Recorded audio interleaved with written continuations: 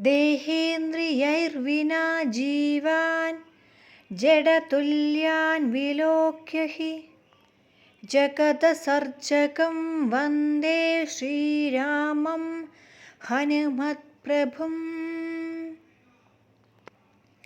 अन्तर्बहिश्च संव्याप्य सर्जनानन्दरं किल जगत्पालकं वन्दे श्रीरामं हनुमत्प्रभुम्।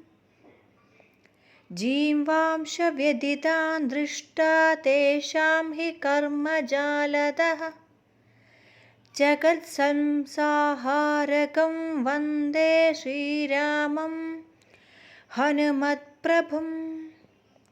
सर्जकं पद्मयोनेश्च वेदप्रदायकं तथा शास्त्रयोनिमहं वन्दे श्रीरामं हनुमत्प्रभुम्।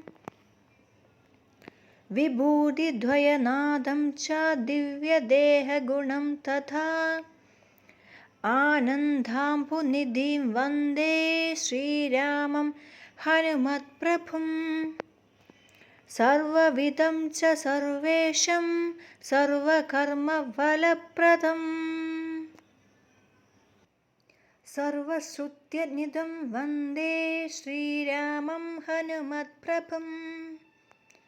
चिदचिद्वारकं सर्वजगन्मूलमदाव्ययं सर्वशक्तिमहं वन्दे श्रीरामं हनुमत्प्रभुम्।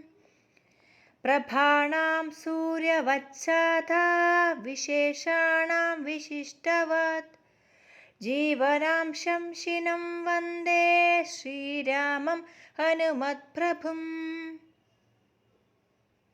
अशेषचिदचिद्वस्तुवपुष्पं सत्यसङ्घरं सर्वेषां शेषिणं वन्दे श्रीरामं हनुमत्प्रभुम्।